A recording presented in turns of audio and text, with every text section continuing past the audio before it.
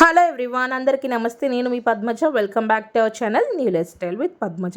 ఇదైతే ఇంకా ఫ్రైడే రోజు నైట్ అండి, ట్రైన్ జర్నీ. అసలు మేమేమేమి ఫుడ్ తిన్నాము, అసలు మేము ఎలా ఫేస్ చేసాం ప్రాబ్లం వచ్చేటప్పుడు అనేది క్లియర్గా ఎక్స్ప్లెయిన్ చేస్తాను. అంటే ఫిబ్రవరి 22న సో పీటీ డెన్ డేఎల్ ఉపాధ్యాయ స్టేషన్కి అయితే వచ్చాము. కాశీ నుంచి ఇక్కడికి 1 hour journey by cab to travel చేసామన్నమాట.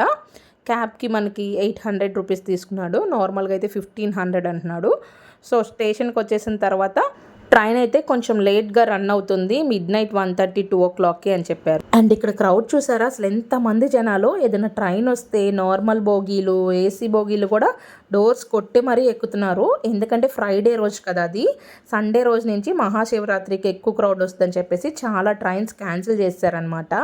అండ్ మాకు ఆ క్రౌడ్ చూసి చాలా భయం వేస్తుంది. అండ్ మా ట్రైన్ కూడా పైనుంచే రావాలి, ఎవరైనా పడుకుంటారా ఏంటి అనే టెన్షన్గా ఉంది. మా హస్బెండ్ అయితే ఒకే మాట చెప్పారు, 2 పిల్లలతో వెళ్తున్నాం కాబట్టి ఇబ్బంది పడతాము, కావాలంటే ఫ్లైట్ కన్నా వెళ్ళిపోదామని చెప్పారు. అండ్ మాకేంటి అంటే మేక్ మై ట్రిప్లో వెయిటింగ్ లిస్ట్ 15 వచ్చింది. ఇంకా తెలిసిన వాళ్ళకి అనుకుంటే సికింద్రాబాద్ స్పెషల్ ట్రైన్ ఉంది, దాంట్లో 2 టైర్ బుక్ చేసుకోమన్నారు. అది మాకెలా తెలుసు అంటే మా మరిది, అంటే మా హస్బెండ్ వాళ్ళ తమ్ముడు పోలీస్ ఆఫీసర్, సో ఆయన ద్వారా మాకు తెలిసింది. అండ్ మా హస్బెండ్కి ఉన్న సర్కిల్లో మొత్తానికి కాల్ చేస్తే పలానా ట్రైన్ ఉంది, ఆ ట్రైన్లో సీట్స్ అవైలబుల్గా ఉన్నాయి, ఫస్ట్ సీట్స్ అయితే కన్ఫర్మ్ చేసుకోండి అని చెప్పారు. మేము చూసినప్పుడైతే ఫ్రైడే రోజు 8 o'clock చూసాము. 183 ఎన్నో ఉన్నాయి. జస్ట్ వేరే వాళ్ళకి కాల్ చేసి బుక్ చేయమని చెప్పేసి మళ్ళీ మేము చూసేపాటికి 9 to 2కి వచ్చేసినాయి. చాలామంది బుక్ చేసుకున్నారు. అసలు ఎగ్జాక్ట్గా ఈ ట్రైన్ అయితే నైట్ 10 o'clockకి రావాల్సిన ట్రైన్, బట్ ఎర్లీ మార్నింగ్ 4:30కి వచ్చింది. సో ఇంకా ఎక్కైతే పడుకొని పోయాం. దేవుడి దయ వల్ల మా సీట్స్లో ఎవరు పడుకోలేదు, పడుకున్న మేము లేపేసామన్నమాట. ఇవి మేము బుక్ చేసుకున్న సీట్స్ అని చెప్పేసి. అండ్ దట్టు మహాకుంభమేళ కదా, అండ్ బీహార్ దగ్గర ఆ క్రౌడ్ని అస్సలు మెయింటైన్ చేయలేము. వాళ్ళ స్లాంగ్ కూడా కొంచెం డిఫరెంట్గా ఉంటుంది అండ్ పాష్గా ఉంటారు కదా. సో ఇంకా మార్నింగ్ ఎక్కినప్పుడే పడుకొని పోయాము. నెక్స్ట్ డే మార్నింగ్ ఇంకా నిఖిల్ అండ్ త్రిష్క అయితే ఇంటి దగ్గర నుంచి యాక్టివిటీ కోసం బుక్స్ తెచ్చుకున్నారు కదా, అవి సంథింగ్ యాక్టివిటీ చేసుకొని ఇద్దరు రిటర్న్ గిఫ్ట్ కింద ఇచ్చుకొని అలా హగ్ చేసుకొని కిస్ చేసుకున్నారు. పిల్లలకి జర్నీస్ చేసేటప్పుడు చాలా ఇబ్బందిగా ఉండేది కదా, అలా కాకుండా ఇలా యాక్టివిటీ బుక్స్ తీసుకెళ్తే ఈజీగా ఎంజాయ్ చేస్తారు. ఇంక మార్నింగ్ అయితే మేము పూరీస్ తినేసాము, అటు సైడ్ అవే ఎక్కువ. అండ్ ఆఫ్టర్నూన్ లంచ్లోకి ఒక కర్రీ, పప్పు, చపాతీలు ఇచ్చారు. నైట్ అయితే బిఫోర్ డే తీసుకున్న జాంకాయలు ఉంటే అవైతే తినేసామన్నమాట. ఇంకా ఆ ట్రైన్ కేవలం మాకు నాగ్పూర్ వరకే బుక్ అయింది.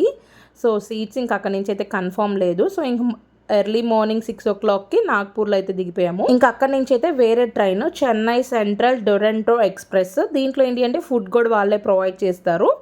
అండ్ ఒకటి వచ్చేపాటికి ఫస్ట్ టైర్ ఏసీ ఖాళీగా ఉంటే దాంట్లో బుక్ చేసుకున్నాము. అదర్ 3 సీట్స్ ఏమో 2 టైర్లో బుక్ చేసుకున్నాము. ఆల్రెడీ సీట్స్ బుక్ చేసినప్పుడే మా husband morning breakfast, afternoon lunch, evening snacks కూడా కలిపి బుక్ చేస్తారంట. మార్నింగ్ మనకు బ్రేక్ఫాస్ట్ కింద చక్కగా ఇలా 2 బ్రౌన్ బ్రెడ్స్, బటర్ అండ్ అలాగే ఫ్రెంచ్ ఫ్రైస్ అలా ఉన్నాయి. ఇదేమో కట్లెట్ సూపర్గా ఉంది, 2 వచ్చాయి, కడుపు అయితే నిండిపోయింది. నార్మల్గా సింగిల్గా ఇంకా ఎక్స్ట్రా కావాలంటే ఈచ్ పర్సన్కి 120 అని చెప్పారు. అండ్ ఆఫ్టర్నూన్ లంచ్ కూడా చూడండి చాలా బాగుంది. ఒక స్వీట్ పొటాటో ఫ్రై అండ్ అలాగే పెరుగు, మిక్స్డ్ పికిల్ ఒకటి, paneer curry, dal, rice and అలాగే చపాతీస్ ఒక 2 ఇచ్చారు. చాలా బాగుంది ఫుడ్ అయితే, చాలా హైజీనిక్గా మెయింటైన్ చేశారు. ఈవినింగ్ 4 o'clockకి ఇలా స్నాక్ ప్యాకెట్ ఒకటి అండ్ ఇక్కడ టీ ఇచ్చారు.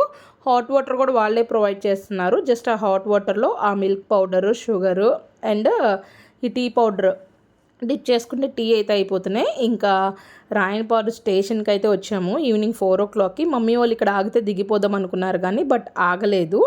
సో ఇంక మళ్ళీ విజయవాడ వచ్చే దిగి ఇంటికి వెళ్ళారు. అండ్ ఇక్కడ మా ఊరు పొలాలు చూడండి ఎంత పచ్చగా ఉన్నాయో కదా, ఎంతైనా మన ఊరు అంటే అదేదో తెలియని ఫీలింగ్. ఇంక ఈవినింగ్ 5 o'clockకి రైల్వే స్టేషన్లో దిగిపోయాము.